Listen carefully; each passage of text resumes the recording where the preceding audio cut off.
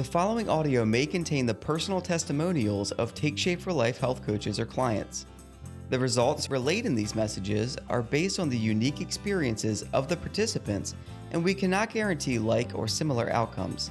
While you may be inspired by these accounts, please note that any stories of success have not been verified, and your individual path to healthy living and weight loss will vary.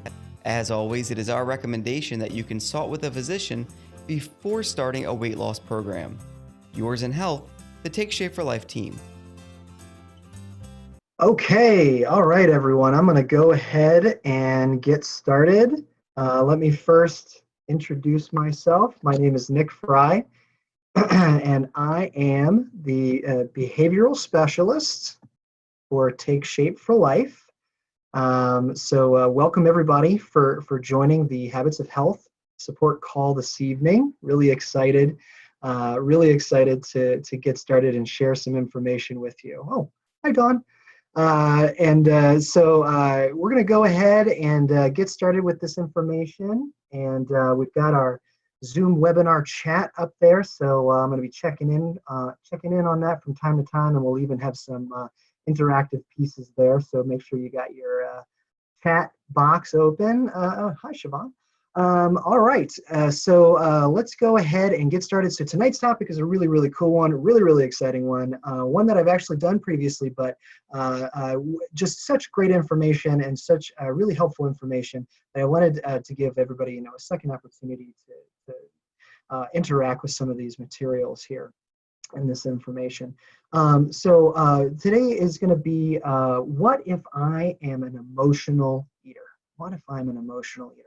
This is a major issue for many people. So let's get started here about talking about emotions. So we all experience many different emotions in our life: anger, sadness, fear, joy, and we might call them different things. We might feel angry, but we actually feel disrespected or resentful or pressured. And we might feel fear, and we might call it anxiety or worry or stress. And we might feel sadness, but we might call it disappointment or guilt or feeling tired. Actually, a lot of times we feel tired when we're very sad. And then joy, the positive side of emotions: confident, energized, excited, happy, hopeful, relaxed, and loved. And we find that regardless, positive, negative, it doesn't really matter. Sometimes if we're an emotional eater, it doesn't really matter what emotion we're experiencing. If it's strong enough, it might lead us right to comfort food. We're going to talk about that this evening. So that leads us right into this next piece here. Emotional eaters tend to seek out comfort foods when experiencing strong emotional states. And I think everybody knows what I mean when I say comfort foods. I'm sure you're all thinking about what those comfort foods mean for you. Don't tell anybody, mine are French fries, which I always thought was pretty funny considering my last name is Fry.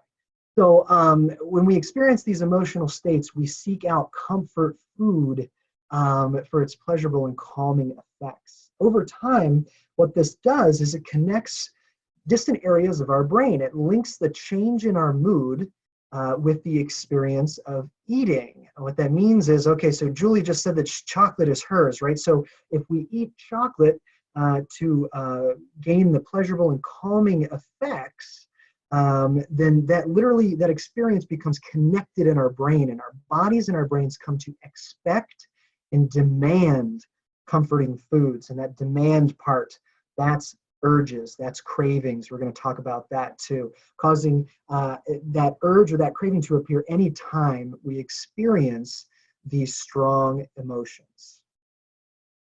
So it's this expectation. I remember I said our brain and our body comes to expect this food, this comfort food, when we're experiencing bad emotions, right? When we're feeling, or even positive ones, when we're experiencing strong emotions, right? And so the food makes us feel better, which strengthens that association between our mood and the experience of eating food. We've probably all experienced this before, right? Okay, I see Christine just said ice cream for me, right? So when we experience this experience for you might be, I eat the ice cream, I feel better, and then our brain and our body remembers that. I remember I felt good when I did that, right? And this literally becomes linked in our brain, and it changes our brain. And we're more likely to seek out comfort food the next time we experience strong emotions because of these expectations, because of these memories, or a fun thing to call is mental ghosts.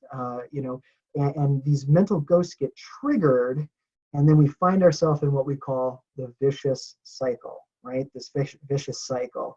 And let's take a look at visually what that looks like. So this is also known as the habit loop. So if you all have Dr. A's ebook, Stop, Challenge, Choose, he discusses this habit loop, and it has 4 components to it. It has the cue, which is like the trigger, which is the thing that sets the habit in motion. Then there's the routine, which is the behavior that we do. And then there's the reward, which is typically pleasure or relief. And you can see how this cycle, it just goes cue, routine, reward, cue, routine, reward. Well, the engine that drives that is craving. It's that expectation that ice cream, that French fries, that potato chips, that chocolate will give us that pleasure or relief that we're looking for. It'll make us feel better. It'll calm the negative emotions, or it'll amplify the really, really good emotions, right? So let's take a look at what that habit loop looks like in emotional eating. Okay, so it starts with the strong emotion: fear, anger, sadness, joy, and then it stimulates that urge, that craving within our mind. And so we eat, we go to the comfort food, we go to the French fries, we go to the chocolate, we go to the unhealthy comfort foods, and then that temporarily provides us with that pleasure and relief. And then that craving just comes around again the next time we experience a strong emotion, the next time, the next time, the next time. And this is what it really means to be in this vicious cycle. And yes, stress, looks like Bridget is asking about stress. Stress is a strong emotion. It comes under that category of strong emotion. So anytime we feel that, then we find ourselves caught in this habit loop, in this vicious cycle, So what emotions trigger your urge to eat? I want to see it in the chat box. Is it anger for you? Is it loneliness? Is it stress?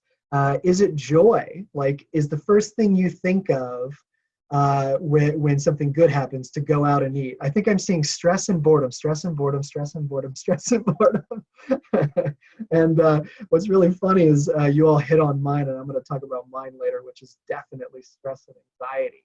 Anxiety, I saw anxiety. Look at this: exhaustion, frustration, all of the above, somebody said. Yeah, and these emotions trigger, again, that cycle. We have the strong emotion, we feel the urge, the craving, we eat the comfort food, we get the pleasure or relief, and then that only reinforces the craving or the urge, and then it just gets us trapped. It feels really, really like we're trapped. But don't worry, we're gonna break out of that cycle today. We're gonna learn how to do that. So breaking the cycle, how do we do that? Well, there's going to be 3 things that we need to do, 3 very, very important things, and each one is just as important as the last. The first thing is we need to change these expectations. Remember, we have this expectation that food will make it better, right? Food will make me feel good. I feel bad, food will make me feel good. We have to change these expectations by drawing towards what you actually want and pushing away from what is no longer desirable.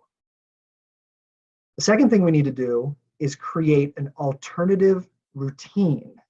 And I'm going to call that's going to be our comfort menu. I'm going to talk about that later. And it's the way that we get pleasure, relief, comfort, other ways than food.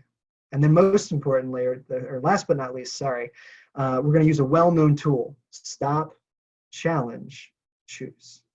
Stop, Challenge, Choose. So we're going to take a look at how we use these 3 components, these 3 tools, to break that vicious cycle. All right, this is what it looks like. So we're going to use Stop, Challenge, Choose and these other 2 ingredients to change the emotional eating expectations and create a totally new Healthy routine. Okay, so this is what it looks like. We experience a strong emotion and we have the craving to eat. We stop, take a deep breath, and then we challenge. And this is the part where we push away from what we no longer want to do and we draw towards what we want to do from here on out. So the challenge is we say to ourselves, eating to comfort myself actually makes me feel more miserable. I feel great when I choose a healthy way to cope with my emotions. And then the third step, choose a healthy alternative routine that provides pleasure and relief. This is the really, really key part. This is the really, really key part. Choosing something that makes you feel good. Because I'll tell you what, you could choose something healthy, but it might not make you feel good. What if walking just isn't for you, right? And somebody says, oh, well, if you're feeling a craving, just go take a walk. Well, what if that doesn't make you feel good? What if what makes you feel good is picking up the phone and calling your significant other and just saying, hey, I'm having a craving right now, and I just wanted to talk to you and hear your voice because it makes me feel better. That's beautiful, right? I don't know if any of you out there have pets, dogs, cats, even fish, lizards, doesn't really matter, right? Our pets, they're a major source of pleasure and relief. So maybe the alternative routine is we pick up our dog and nice little pet and we feel much more comforted, right? It has to provide pleasure or relief. It has to, because if it doesn't do that, then we're going to feel deprived. And when we feel deprivation, that's when we say, forget it. And we go right back to the comfort food. So it has to be all three of these things, all three of those things together. It has to push away from what you don't want and draw towards what you do want when you challenge. You have to choose an alternative routine that gives you pleasure and relief, and you have to use the stop, challenge, choose in order to accomplish these things. All right, so let's talk a little bit more about this healthy routine, because as I said, this is a really key part where it is something, it has to be something pleasurable. It has to be something that provides relief or comforting or something like that. So what I like to do is I've created what's called a comfort menu, and you got to create one for yourself because what works for me might not work for you. What works for your coach might not work for you. And vice versa. So it has to be something that really helps you. Now, the great thing about having it as a menu is you have multiple options, right? So you can choose what's going to work for you in that moment. Let's say taking a walk does work for you, but it's raining outside. So does that mean, oh, well, got to go eat the chocolate anyway? No, we've got other things on our menu, right? So let's take a look at a couple things here. Deep breathing, meditation, positive imagery. This is actually a fun one. Giving yourself a hand massage. I want everybody to kind of do this right now. If you're sitting around, just kind of rub, like here, just kind of see how I'm just rubbing my thumb into kind of the meat of my hand right here. It actually feels really good. It feels really, really nice. So that can be very, very calming. Spend some time outdoors in the sun, take a quick walk, as I mentioned before. How about listening to your favorite song, right? Something uplifting, something beautiful, something that really makes you feel relief. Lighting scented candles, writing your emotions down. This can be a really, really powerful tool for any of you out there that are like journaling or want to get into journaling. The best thing to do is literally just write down what you're feeling at that moment. I am feeling stressed and I want to eat French fries.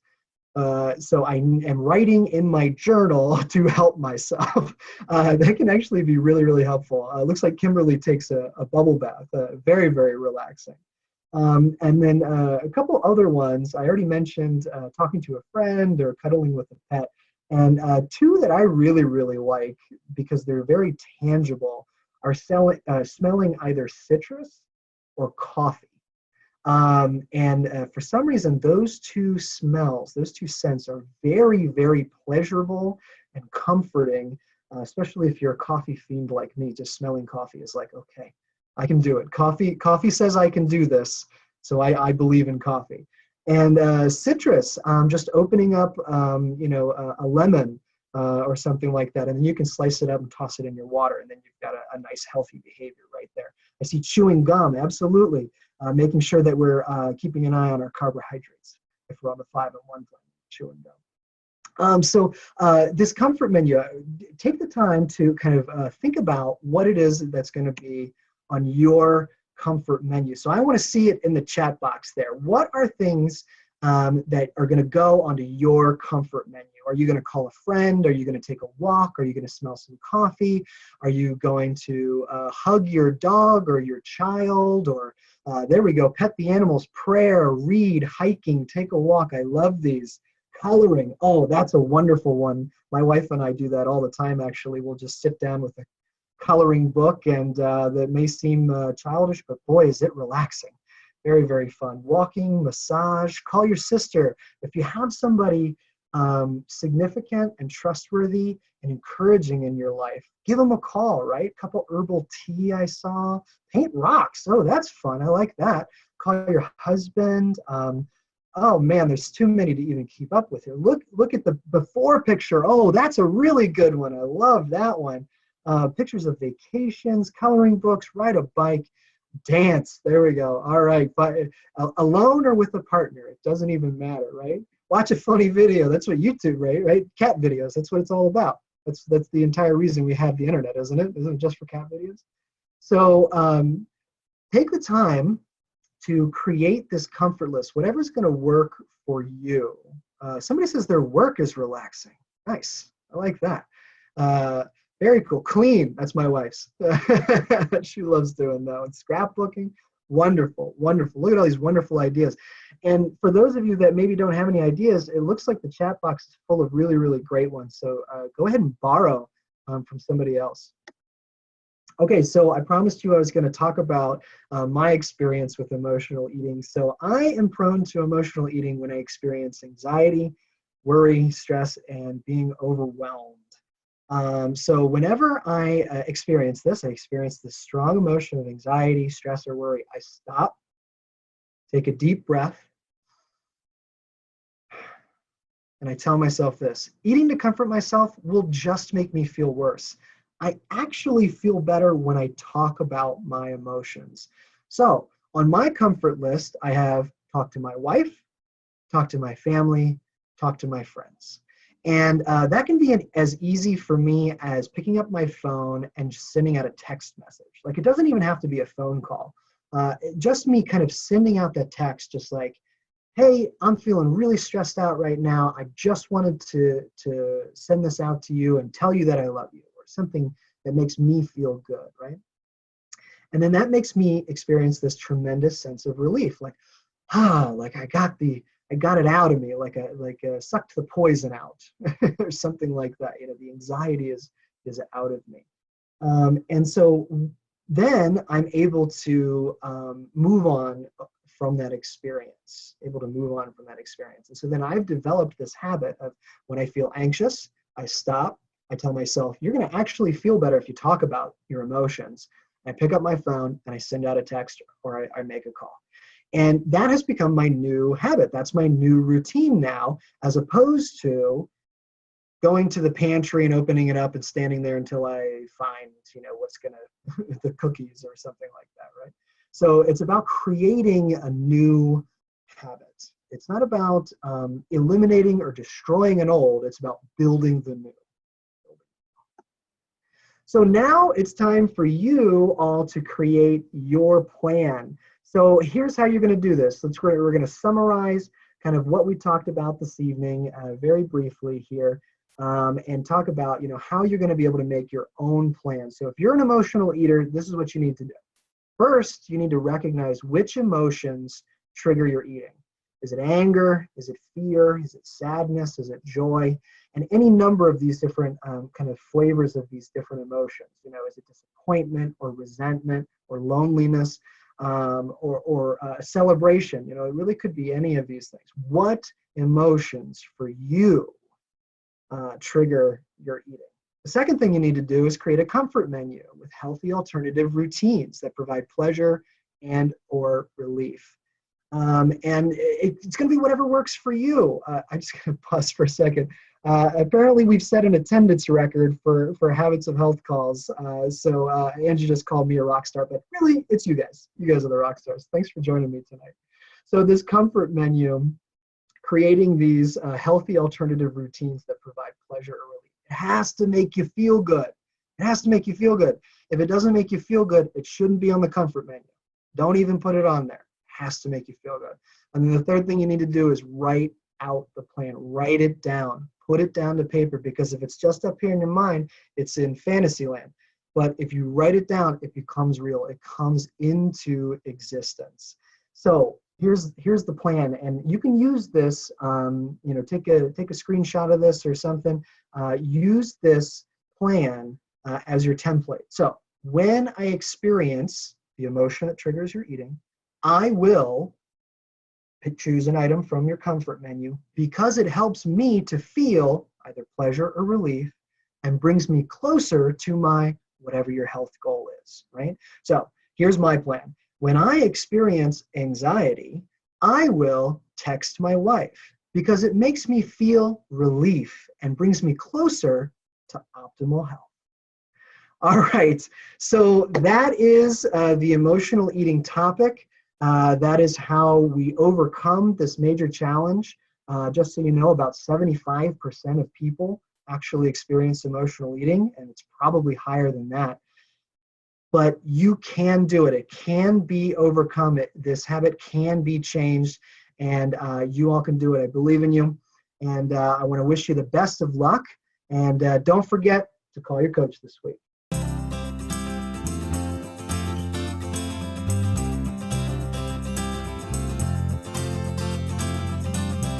The preceding audio may have contained the personal testimonials of some Take Shape for Life health coaches or clients.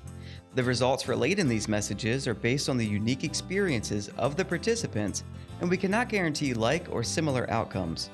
While you may be inspired by these accounts, please note that any stories of success have not been verified, and your individual path to healthy living and weight loss will vary. As always, it is our recommendation that you consult with a physician before starting a weight loss program. Yours in health, the Take Shape for Life team.